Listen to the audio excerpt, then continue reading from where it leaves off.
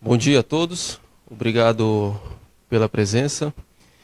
Só abrindo aqui um parêntese, como o Félix já falou, sou o Gilderlan. Há mais ou menos um ano atrás, domingo faz um ano, eu estava fazendo uma apresentação para o professor Félix, não sei se ele lembra, da minha defesa de doutorado. Domingo faz um ano dessa defesa.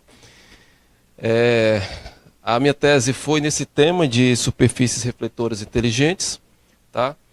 Na ocasião foi considerando as arquiteturas iniciais, as arquiteturas tradicionais. E hoje eu resolvi trazer aqui não a parte de desenvolvimento de processamento de sinais, vou mostrar um pouco sobre isso também, mas trazer para os colegas um pouco da evolução dessas arquiteturas desde o início de quando elas surgiram no contexto de apoio à transmissão à comunicação sem fio, tá? Até essas arquiteturas mais que estão sendo discutidas atualmente na literatura, que são as arquiteturas não diagonais. Tem outras estruturas que estão sendo propostas que eu não coloquei aqui, que eu posso comentar um pouco no final da apresentação. Tá? Então vamos lá.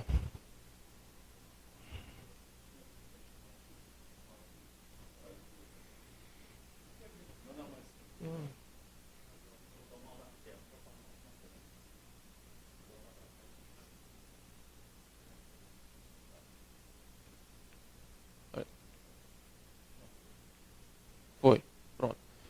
Bom, eu dividi essa apresentação nesses 4 principais tópicos: as estruturas passivas, as estruturas híbridas, as star-RIS e, por último, as estruturas RIS não diagonais. Tá? Então, a ideia é a gente ter uma visão geral sobre essas arquiteturas, tá? Algumas implicações sobre elas. Mas antes disso, eu queria comentar o porquê da investigação sobre essas estruturas. Mais ou menos em 2019, começou na comunidade de processamento de sinais para a comunicação sem fio, a investigação de superfícies refletoras inteligentes. Na época tinham vários nomes, como IRS, que é Intelligent Reflective Surface, porém, embora depois o nome que ficou mais consolidado foi Reconfigurable Intelligent Surface. Tá? O Intelligent Reflect é basicamente porque no início se considerava, a grande maioria dos trabalhos, apenas a funcionalidade de reflexão dessas estruturas. E o grande objetivo dessa estrutura, dessa superfície, é você mudar um pouco o paradigma da comunicação sem fio, onde atualmente você tem os processos de reflexão acontecendo de maneira aleatória, você não tem o sinal transmitido, reflete pelo meio, e você a princípio não tem controle sobre esse processo de reflexão. E você mudar inserindo no ambiente estruturas inteligentes, capaz de você prover um certo nível de controle sobre essa onda que está sendo propagada, de maneira, por exemplo, você resolver problemas de zona de sombreamento, fazendo o redirecionamento dessa onda, tá, para uma região onde antes, por exemplo, não chegava energia, não chegava sinal. Tá? Não estou conseguindo, não. É isso aqui, né? Não está indo, não. Foi? Pronto. Beleza. Pronto. Então, basicamente, a ideia é sair desse cenário atual, onde as reflexões são aleatórias, para um cenário onde você introduz, equipa o ambiente com essas estruturas e você consegue manipular algumas características dessa onda, como, por exemplo, fase e amplitude. Tá? Dito isso, agora a gente tem nos ambientes tradicionais, os processos de otimização são feitos nas pontas, transmissor e ou receptor, e quando você introduz essas superfícies, agora você, além de otimizar os nós das pontas, você faz um processo, ou é permitido você fazer um processo de otimização no canal, tá? Por meio da otimização dessa superfície refletora. Okay? Então, no geral, a ideia por trás de IRS é essa. Abrindo um parêntese, embora ela tenha sido utilizada para a comunicação mais ou menos a partir de 2019 para cá, eu já vi essas estruturas similares em artigos não voltados para a comunicação, tá? Bem anterior a esse período. Aqui nessa figura, eu destaco alguns cenários, tá? Que foram investigados dentro do contexto de IRS. Aqui você tem comunicação terrestre, comunicação aérea. Nesse período onde se iniciou o estudo de IRS, surgiram trabalhos colocando IRS em praticamente todo tipo de sistema que você possa imaginar, tá? Então aqui é um cenário onde você tem diferentes cenários, comunicação via satélite, comunicação terrestre. Então, aplicações diversas foram propostas, tá? Utilizando IRS. Pois bem, aqui um pouco sobre a questão da terminologia de Intelligent Reflected Surface e Reconfigurable Intelligent Surface. Como eu falei no início, tinha-se a nomenclatura IRS, tinha outras, mas IRS era uma delas, em particular porque era focado a grande maioria dos trabalhos apenas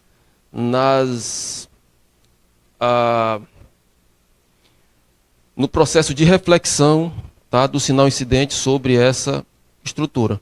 Embora quando você pensa em termos eletromagnéticos, você tem todas essas outras funcionalidades ou capacidades da estrutura, muito se focou na reflexão. Tá? A gente vai ver que, com o tempo, alguns trabalhos consideraram a absorção, tá? Reflexão e absorção, e posteriormente a refração no caso da Starrys, por exemplo. Tá?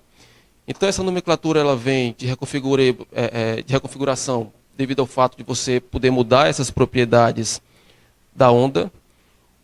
O inteligente, obviamente, é porque essa mudança ela pode acontecer de maneira dinâmica, tá? Ser adaptada ao longo do tempo. E superfície, obviamente, porque ela é construída aí por um painel, a princípio, tá?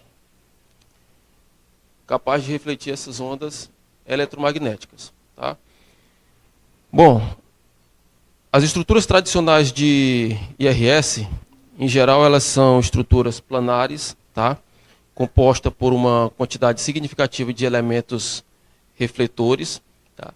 Acoplado a essa estrutura, você tem um controlador, onde esse controlador vai ter como finalidade fazer, de certa forma, esse chaveamento, essa comunicação, né? Esse gateway entre a IRS e, por exemplo, uma base que esteja se comunicando com essa IRS. Tá? Nesse painel, mais na frente tem uma figurinha onde a gente meio que abre esse painel para mostrar um pouco mais dessa estrutura. Mas nesse painel aqui, em geral, você tem elementos que a gente chama de elementos ajustáveis, para você poder fazer esse chaveamento de fase e amplitude. E esses elementos ajustáveis podem ser construídos via PIN diodo, tá? Diodo PIN, ou diodos varactores. Com a diferença que, por exemplo, o diodo PIN você pode setar 0 ou 1, ou seja, só menos pi ou pi, por exemplo. Enquanto no varactor você vai ter um range, um intervalo de fases que você pode setar. Então, em termos mais físicos, a literatura traz esses dois principais componentes como sendo os dispositivos ajustáveis dessa infraestrutura. Tá?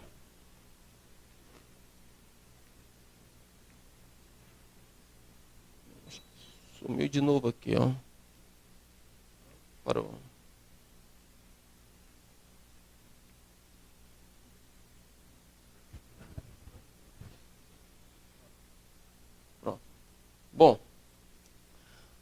Aqui nessa figura eu trago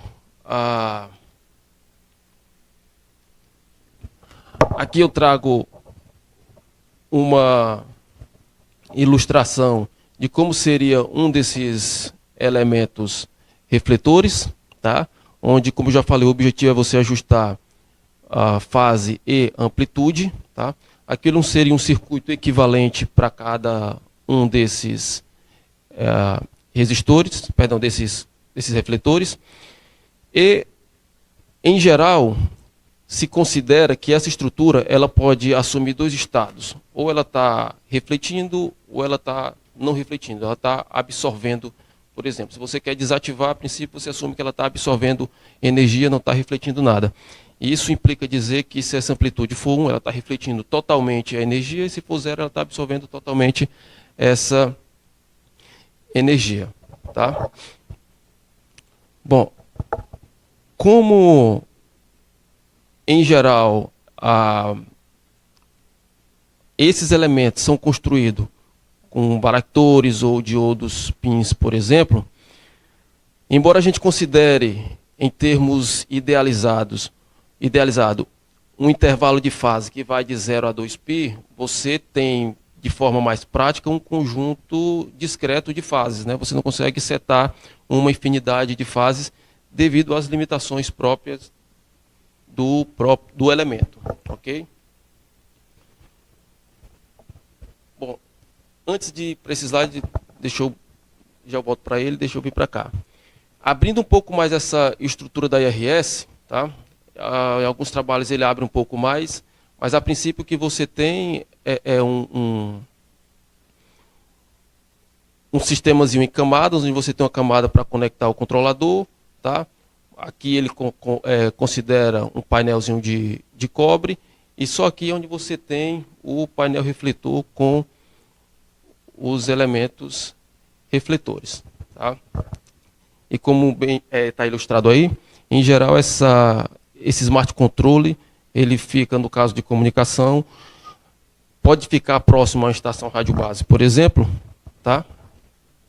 Para poder fazer essa comunicação entre a estação rádio base e a IRS. Por quê? Porque geralmente você faz os processos de otimização, por exemplo, dos beamforms, dos phase shift, etc., lá na base. Então a base precisa ficar se comunicando com essa estrutura, por exemplo, para enviar para esse controlador qual o conjunto de fases que ele deve setar em determinado instante de tempo, por exemplo. Tá? Então, em comunicação, qual é o objetivo de se utilizar essa IRS, por exemplo? Como eu já falei, ele incide sobre um painel e você direciona para uma determinada região, para um determinado usuário-alvo. De maneira que esse processo de incidir e refletir, você tem um casamento das fases desses canais H e G para maximizar esse ganho, para maximizar a SNR, tá? Do canal transmissor, IRS, receptor. Então, você tem como objetivo, nesse exemplo aí, tá? Você fazer esse alinhamento de fases, tá? Onde o θ, a fase que cada elemento dessa IRS vai setar, nesse caso vai ser a soma das fases de cada canal, tá? Aqui você tem o modelozinho de sinal refletido para esse recebido, nesse caso, CISO, tá? Onde aqui se tem agora os ganhos dos canais convencional, tá? E aqui você tem o efeito da superfície, de cada elemento da superfície, sobre esses canais. Aqui nós temos, considerando tudo isso, tá? O que nós chamamos de canal equivalente. Tá? Ou seja, o canal H, IRS e G. Então, esse produto todo que nós chamamos de canal equivalente. Tá? Bom, não sou expert nessa parte eletromagnética e tal, ok? Mas eu trouxe aqui pouquíssimos trabalhos, inclusive nessa área de IRS, trouxeram esses aspectos mais eletromagnéticos. Alguns do Huizeng, eu acho que o Marco de Renzo também considerou alguns, em alguns dos seus trabalhos, esses efeitos eletromagnéticos. Nesse trabalho aqui específico, os autores consideraram essa estrutura, tá? Um modelo de refletor baseado em impedância, para poder determinar os valores de amplitude e fase. E aí é interessante nesse trabalho que você observa aquilo que eu comentei lá atrás, que quando você está utilizando um modelo mais prático, você não tem um conjunto infinito de fases. Quando o professor Edson estava apresentando ontem aqui o trabalho dele, algumas das figuras que ele apresentou lembrou muito os resultados desse artigo, tá? Os quais eu trago aqui. Aqui são os resultados desse trabalho, ok? Observando aqui, por exemplo, nessa primeira figura, onde ele traz o gráfico da variando fase e amplitude para diferentes valores de resistência, tá?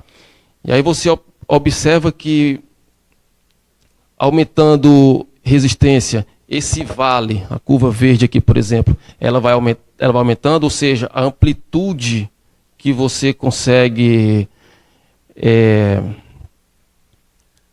setar, ela pode ser, por exemplo, de 0,2, ou seja, seria uma perda significativa no processo de reflexão, tá? Daquele outro lado, o autor variou capacitância e plotou o gráfico das fases, tá? E da amplitude. Observando aqui nessa figura de fase, tá? A gente percebe o seguinte: se você olhar, tá? Vamos lá. O ideal seria que nós tivéssemos uma reflexão total, nesse caso, ou seja, a energia bate sobre a superfície e direciona para um usuário. Ou seja, seria ideal trabalhar nessa região onde a amplitude é próximo de 1, vamos assumir que seja 1. Só que quando a gente olha para as fases, por exemplo, para essa curva de fases, se você quer amplitude 1, o intervalo de fases que você tem disponível para trabalhar naquela região de 1, ele é pequeno. Tá? O que eu quero dizer?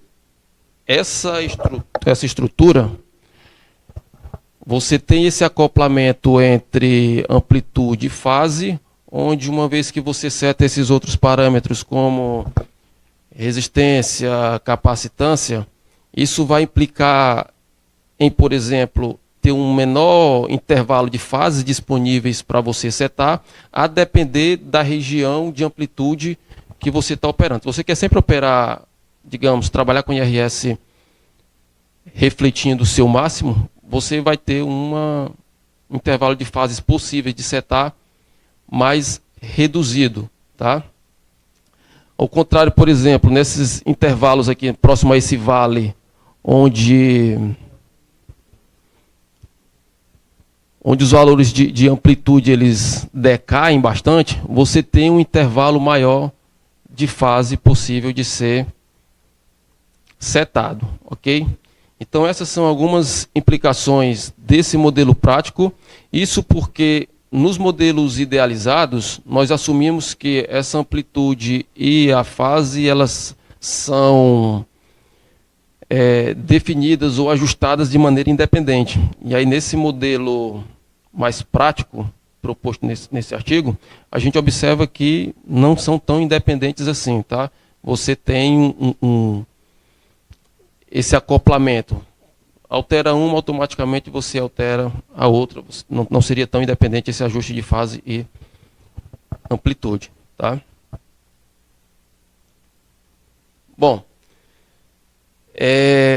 aqui no nosso grupo, a gente trabalhou bastante com a parte de estimação de canal, tá? Esses problemas, essas arquiteturas, essas tecnologias, elas apresentaram diversos, digamos, desafios, só que nós aqui nos dedicamos especificamente ao processo de estimação de canal, que para realizar o processo de otimização de beamforms, por exemplo, é crucial você ter o conhecimento dessas informações de canal. Tá? E aí é onde vem a nossa contribuição dentro desse cenário lá do início até atualmente. Tá? Quando começou a surgir os trabalhos de estimação de canal para esses ambientes assistidos por IRS, se acreditava apenas que você podia estimar aquele canal global, aquele canal cascateado. G, θ, que representa as informações da IRS, vezes o canal H. Ou seja, só estimava o canal global, podendo utilizar, por exemplo, um processo de mínimos quadrados. Só que a gente começou a pensar o seguinte: por que não tentar desacoplar e estimar os canais individuais, o canal transmissor IRS e o canal IRS receptor? E que vantagens isso traria caso fosse possível? Tá? Bom, nós geralmente utilizamos como ferramental matemático para atacar esses problemas modelagens tensorial. E nesse caso específico de IRS, os tensores eles se mostraram uma ferramenta bem interessante. Por exemplo, nesse quesito de permitir você realizar uma estimação desacoplada desses canais. Agora, em vez de você estimar só o canal H, θ, G, você consegue estimar o canal H e consegue estimar o canal G de maneira individual. Mas aí você pode perguntar, mas por que você vai fazer isso se eu tiver o canal global, eu já consigo fazer essa otimização, tá? Da minha rede. Aqui alguns dos porquês que nós conseguimos observar, alguns deles após obter os resultados, obviamente, tá? Que foi ganho de performance, tá? Nós obtivemos alguns ganhos de performance em comparação com o processo tradicional de estimação do canal global. As condições, os parâmetros de sistema que você pode escolher, como número de antenas transmissoras, número de antenas receptoras, número de elementos de RS, quantidade de time slot que você utiliza, ou de blocos que você utiliza durante o processo de transmissão, se tornam mais flexíveis. Esses trade-offs que você tem em geral, eles são mais flexíveis. E uma coisa interessante que eu considero muito importante, que é esse terceiro porquê. Imagina que você está numa situação onde o canal H da base para IRS, geralmente são duas estruturas fixas. Então a variação ela não vai acontecer de uma maneira tão rápida. E na outra ponta, no receptor, você tem um usuário móvel.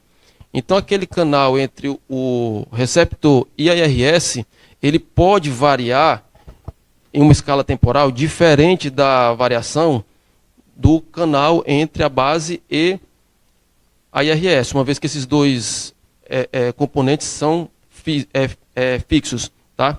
E quando você faz isso, considera essa situação, se você tem só o canal global, sempre que ocorrer uma mudança, por exemplo, apenas no canal G, você precisa estimar todo o canal global novamente, ou seja, uma quantidade de informação significativa, uma vez que as IRS por si só, elas introduzem uma quantidade de componentes de canal a ser estimado gigantesca, dado o tamanho dessa estrutura de RIS. Tá?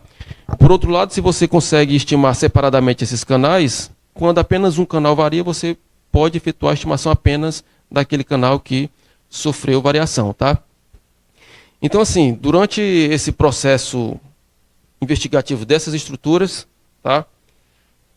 Sempre baseado em modelagem tensorial, nós observamos que, de fato, o tensor se mostrou uma estrutura, uma ferramenta matemática super interessante para esse contexto, onde foi possível, por exemplo, você atacar dos principais problemas, tem outros, obviamente, de IRS para comunicação sem fio, que é o processo de estimação de canal, onde você tem aí uma literatura vasta, tá, de outras abordagens, a otimização de fases, tá? Dos phase shifts, que também tem uma literatura bem vasta, e um controle desse overhead de feedback. O que é esse feedback? Bom, a base está conectada a aquele controlador da IRS. Então, sempre que você tem um processo de otimização, é preciso estar enviando essas informações da base para IRS, por exemplo, e a IRS enviando alguma informação de volta para a base. Então, você tem esse feedback nesse canal de controle. Poucos trabalhos abordaram esses aspectos, tá? O grupo aqui foi um dos trabalhos que abordaram isso, com o Bruno e o André. Fora isso, acho que tem poucos. Então, no geral, tensores conseguem atacar essas três áreas. Tá?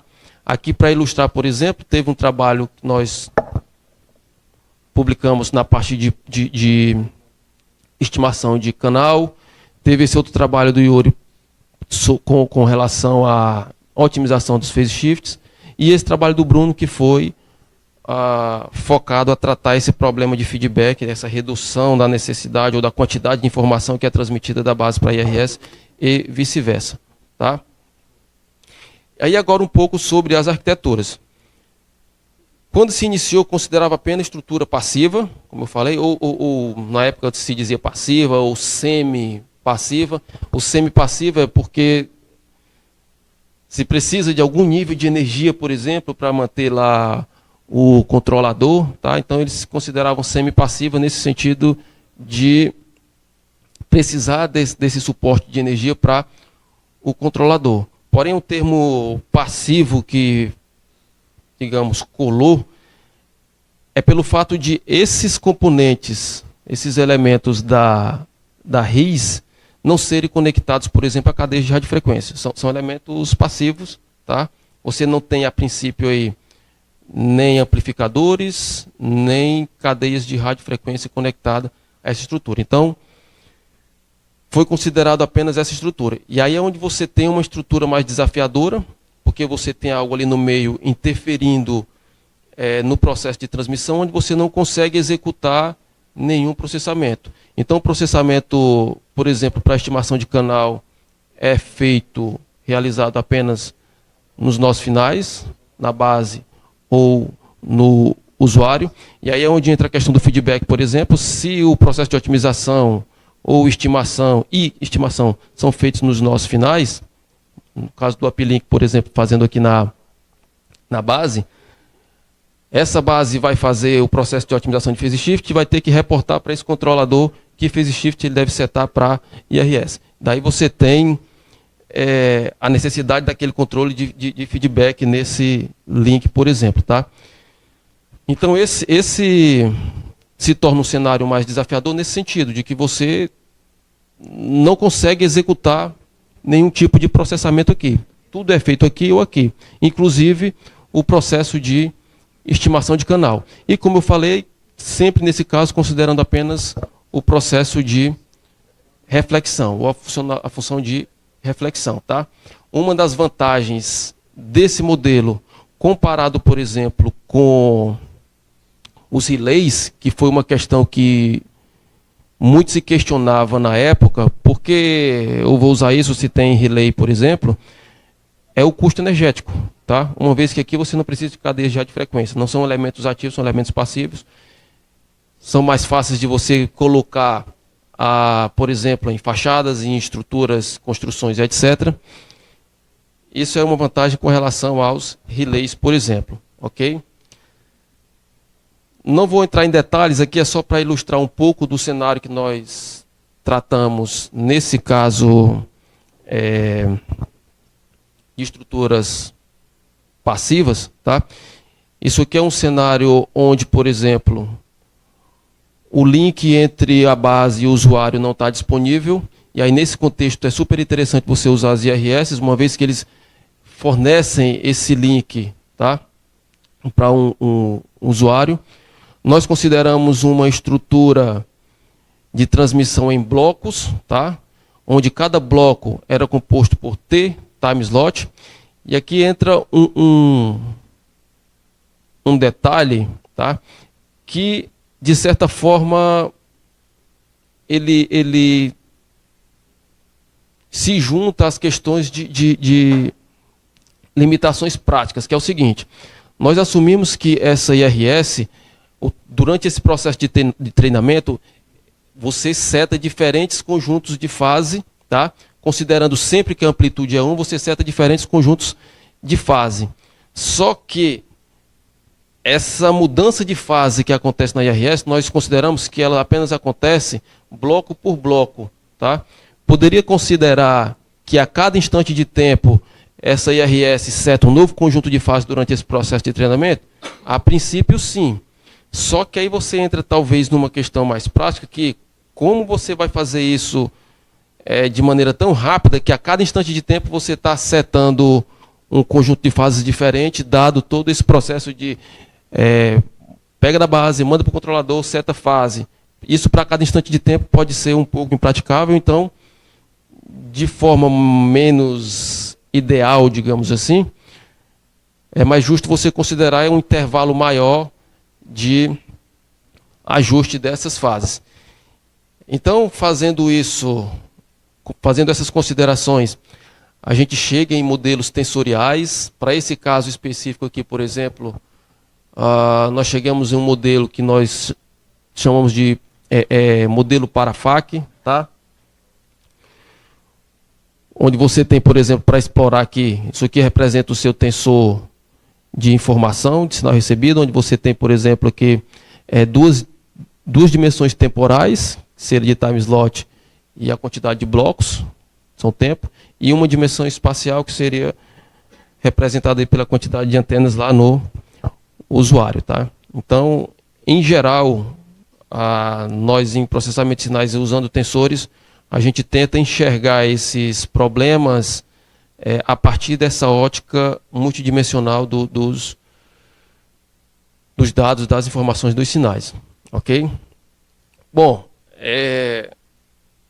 aqui, só para ilustrar, foram alguns dos trabalhos que tiveram considerando essa estrutura passiva, tá?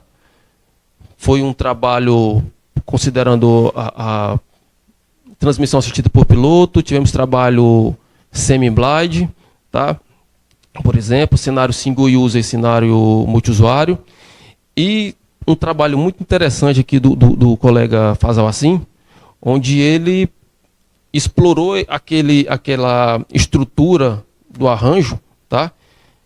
Em que a estimação de canal foi feita considerando, por exemplo, as direções vertical e horizontal. Nesses outros trabalhos iniciais ali a gente considerou basicamente uma caixa preta, a gente não explorou nada de estrutura, enquanto nesse trabalho aqui o Assim é bem interessante, o Assim considerou, explorou essa estrutura fazendo estimação das componentes de canal nas direções vertical e horizontal, tá? Então esses foram alguns dos trabalhos voltados para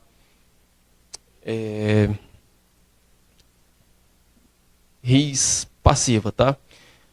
Posteriormente, pensou o seguinte: olha, se você tem uma RIS que só é capaz de refletir, você só cobre uma região, tá? E quem está na parte posterior, né, anterior dessa estrutura, fica totalmente descoberto. Então surgiram alguns trabalhos, considerando agora não só o processo de reflexão, mas também de transmissão, né, usando agora o princípio de refração, onde o sinal que incide sobre essa superfície, ele se divide, parte reflete e parte é transmitida para o outro lado, de maneira que você faz essa de 360 graus. Tá? Então esse é basicamente o princípio da Star RIS, que é Simultaneous Transmit and Reflect Surface. Okay? É você fazer essa cobertura 360, dividindo aí esse sinal, essa energia entre reflexão e transmissão. Para se fazer isso, foi considerado alguns protocolos, tá? Como divisão de energia, onde cada elemento era dividido, eram capazes de transmitir e refletir ao mesmo tempo, isso cada elemento. O outro era você comutar mesmo os modos. Alguns elementos refletiam, outros elementos transmitiam, você fazia essa divisão. ou usar uma comutação temporal, né? Onde em instante tudo transmite, em outro instante tudo reflete. Aqui nós não tivemos ainda nenhum trabalho dentro do nosso grupo, onde eu sei, de estimação de canal para esse cenário de Star-RIS, tá? Mas eu trouxe aqui para ilustrar para vocês que existem alguns trabalhos na literatura, não são tantos assim, tá? Mas existem alguns focados nesse processo de estimação de canal para esse cenário de Star-RIS, tá? Bom, outro problema que se observou lá na RIS passiva é que você tem do transmissor para IRS uma perda de percurso, da IRS para o receptor uma outra perda de percurso. E aí você tem um efeito multiplicativo onde você pode aumentar essa perda de percurso. Por exemplo, perda daqui para cá vezes perda daqui para cá, então você tem esse efeito multiplicativo que pode degradar, de certa forma,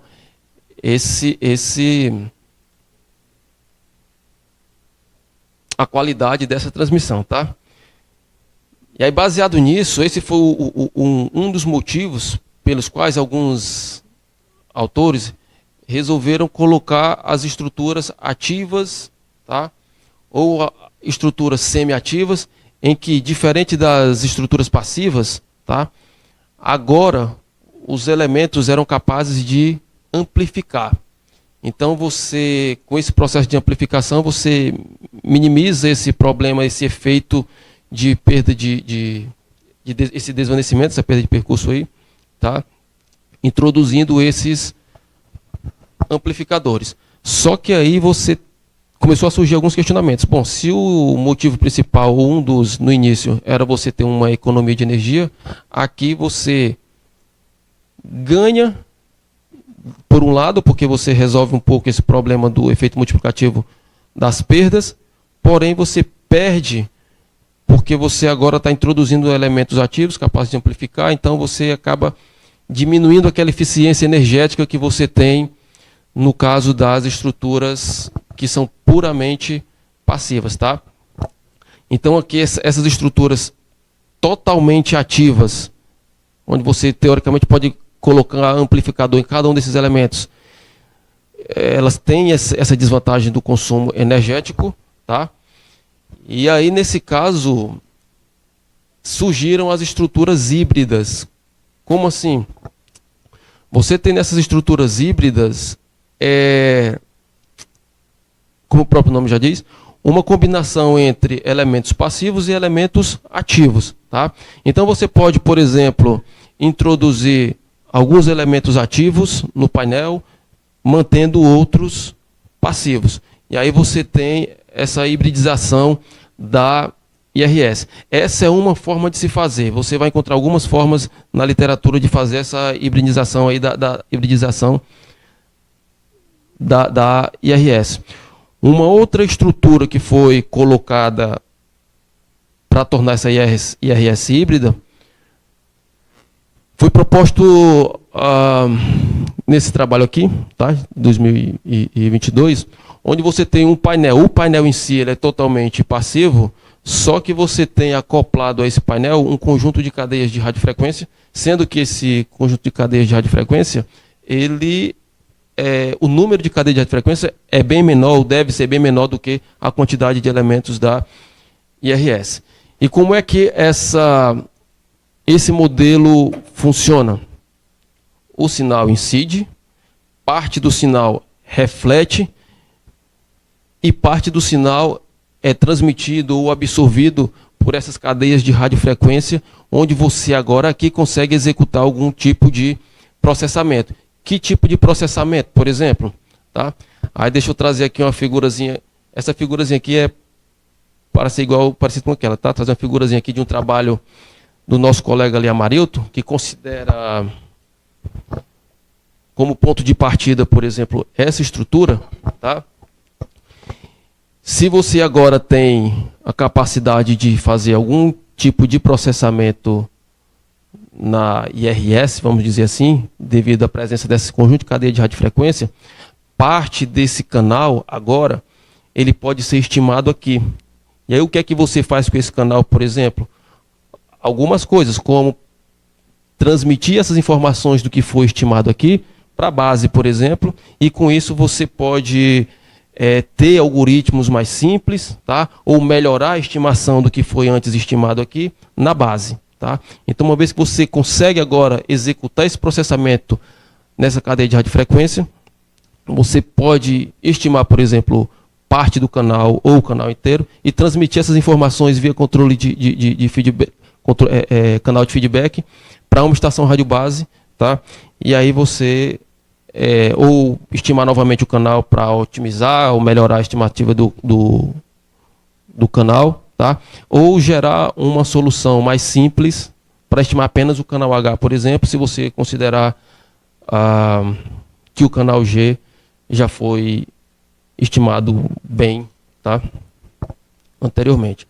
Aqui são os modelos de sinais que o Amarito trabalhou, tá? É um modelo que nós chamamos de modelo Paratanque, e aqui uma combinação do Parafac com o Tucker, tá?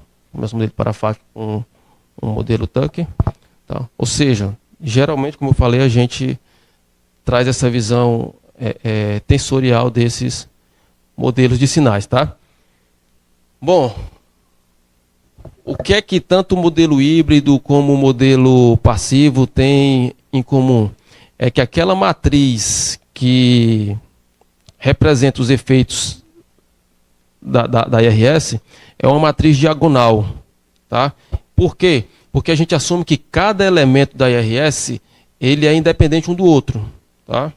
Sendo assim, a matriz de fases ela é uma matriz diagonal, tá? Se a gente considerar essa independência de cada um desses elementos. Pois bem, alguns trabalhos que têm esse viés mais de análise dos efeitos eletromagnéticos na IRS perceberam o seguinte: bom, a gente tem alguns efeitos, como por exemplo de acoplamento mútuo entre esses elementos. Quando você considera esses efeitos, por exemplo, de acoplamento mútuo entre os elementos, aquela matriz de fases ela agora já não é mais uma matriz diagonal devido a esse efeito de acoplamento. Então, se você introduz esses elementos no seu modelo, vou botar aqui rapidinho. Essa matriz de fases aqui, que nós temos aqui uma matriz diagonal, esse DK de S é uma matriz diagonal, ela não é mais diagonal quando você considera aqueles efeitos eletromagnéticos, por exemplo, de acoplamento. Ou seja, você perde essa diagonalidade da matriz de fases, ok? Então aí você começa a entrar num processo de que, bom, você agora não tem mais estruturas diagonais, você vai para um cenário não diagonal. E aí desse cenário não diagonal você tem basicamente duas formas de se obter. A primeira delas é de maneira natural, quando você considera esses efeitos eletromagnéticos, o modelo que vai gerar, em geral, aquela matriz de fase, ela não é diagonal. Só que você tem uma forma de se construir um modelo não diagonal, você intencionalmente conectando os elementos da IRS. Como assim, Gil? Você pega o elemento 1, conecta no elemento 2, ou pega o 3, conecta no 4, e aí quando você faz isso, a ideia que foi proposta aqui nesse trabalho inicialmente, era você fazer o seguinte: nesse caso, por exemplo, você tem o cenário tradicional, onde o sinal que incide no primeiro elemento, ele reflete pelo próprio elemento, tá? Nesse cenário, isso aqui para 4 elementos, aqui para 6 elementos. Nesse cenário A2, por exemplo, o que é que os autores consideraram? E agora, se o sinal que incide sobre determinado elemento não mais refletir, sair por esse mesmo elemento. Se eu conectar, por exemplo, o elemento 1 com o elemento 2, de maneira que o sinal que incide sobre o elemento 1, sobre o elemento refletor 1, ele for refletido pelo elemento vizinho, pelo elemento 2. Tá? Essa foi uma proposta, tá, de você construir uma IRS cujo modelo, o design da matriz de fases agora, ela é uma matriz não diagonal. Daí o termo Beyond Diagonal Arrays, porque agora você não considera os elementos independentes. Tá? Você está acoplando, nesse caso aqui, intencionalmente, os elementos. Tá? E por que aqui um exemplo, tá? Para ilustrar. Se fosse um diagonal, ela era se fosse uma matriz tradicional, ela era uma matriz diagonal. Tá? Aqui uma comparação ilustrando a diferença. Isso aqui é considerando todos os elementos da RIS independentes, sem acoplamento, sem as questões eletromagnéticas envolvidas. E aqui você considerando o acoplamento entre esses elementos. Não no sentido do acoplamento mútuo, acho que ele não considera nesses trabalhos. Aqui ele está intencionalmente conectando um elemento a outro. Os mais atuais, eles trazem uma análise, que eu confesso para vocês que não tem tanta expertise, mas é uma análise que eles chamam de multiporta, tá? Onde você, por exemplo, o que entra na porta 1 sai na porta 4, por exemplo, equivalente a estar lá na antena 1, sai pela antena 4, por exemplo. Tá? Então eles fazem essa análise. Bom, mas por que eles fazem isso? Né? Por que o Coulter resolveu fazer essa conexão entre os elementos? Se você considerar, por exemplo, o sistema tradicional de IRS, tá? Você tem que cada fase o alinhamento das fases dos canais H1 com G1, H2 com G2, ou seja, entra pelo elemento, sai pelo próprio elemento. E aí aqui você tem o ganho correspondente para esse exemplo, tá? Considerando as IRS diagonais. Tá? Só que agora, se você pode fazer uma conexão entre esses elementos, de maneira a fazer esse casamento entre diferentes elementos, a vantagem que ele trouxe foi, bom, agora você pode casar, tá, elementos diferentes dessa estrutura, de maneira a você maximizar esse ganho, tá, essa resposta do canal. Aqui, por exemplo, ele está considerando o H1, teoricamente é o sinal que veio lá do primeiro elemento, com o sinal G4, que é o que vai sair lá pelo o quarto elemento. Então ele casa esses ganhos de canal de maneira a otimizar esse ganho, tá, do canal. Essa foi uma das motivações principais que estavam lá nesse trabalho. É você conseguir fazer esses ajustes, por exemplo, em cenários onde você tem, sei lá, um elemento que não está respondendo de maneira eficiente ou da forma que gostaria. Se você conecta esse elemento ou torna ele independente, por exemplo, ele pode matar, tá, parte do ganho. E aí, desculpa, agora se você fizer esse acoplamento, você pode melhorar essa eficiência. Aqui é uma figurazinha que ilustra como que segundo ele, pode se fazer isso, tá? Fisicamente não faço ideia, ok? Bom, aí aqui só para ilustrar, para esse caso específico, a gente tem um trabalho de estimação de canal, considerando esse cenário também não diagonal, tá? O que nós fizemos aqui foi basicamente pegar a matriz não diagonal, que a gente chama de matriz de espalhadores, colocar uma matriz fixa de espalhadores fixa e aplicar uma matriz de permutação, perdão, de rotação de fase, considerando, por exemplo, que é mais difícil você ficar fazendo chaveamento de circuito. É uma consideração que nós fizemos, sim, assumindo que é mais difícil você ficar fazendo conexões diferentes para cada bloco, você aplica alguma rotação só nas fases, talvez seja mais simples, tá? Fisicamente falando. Quando se faz isso, você quebra essa matriz de espalhamento nessa estrutura, tá? Com essa restrição aqui destacada em verde. E a partir daí você gera o modelo tensorial de sinal para estimar os canais H, G, e estimar, por exemplo, a matriz de símbolos. No caso aí foi um problema semi-Blade, tá?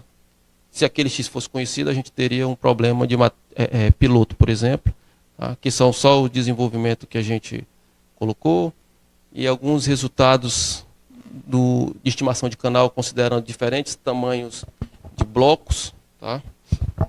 Acoplamento, por exemplo, Q igual a 4, você tem 4 grupos, tá? Acoplados, por exemplo, estimação de Sé. Bom, conclusões gerais, tá? Conclusões gerais, em termos de arquitetura, a RIS ela passou por diferentes mudanças significativas, lá do início de 2019 até agora. Tem outras mudanças que a gente vê recentemente, e que Tensor se mostrou uma ferramenta forte para atacar esses problemas, mesmo tendo essas diferentes variações de arquitetura, tá? Aqui são algumas conclusões desse trabalho de BDRIS, onde a gente propõe uma estimação semi-cega, tá? Isso porque as soluções convencionais, onde considera a matriz diagonal, elas vão falhar, já que a matriz agora não é diagonal. Se você tem um algoritmo para matriz diagonal, considerando a matriz diagonal, ele vai falhar em algum momento, tá? Só que aí esse trabalho você precisa ainda de algumas considerações, como, por exemplo, novos designs dessa estrutura de BDRIS, protocolos, variação temporal, cenários usuários, multiusuários e por aí vai. Desculpa, eu acho que eu estourei o tempo. Obrigado. Muito obrigado.